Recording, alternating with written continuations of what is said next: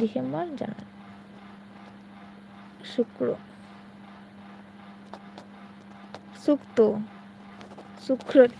সব থেকে সহজ মাংস। হ্যাঁ ঠিক। আমাকে যদি 5 কিলো মাংস দিয়ে দেয় তাও আমি রান্না করবো। আরেকবার অ্যাড দেখতে গেলাম, ঠিক আছে, হ্যাপি বার্থডে টু ইউ। রুমগিরি ভাই অবাক হয়ে দেখছে। আমাকে যদি 5 কিলো মাংস দিয়ে দেয় তাও আমি রান্না করে নেব। আমার তো চিকেন রান্না করতে হেভি লাগে, হেভি। চিকেন, মাছ, ডিম, পনির।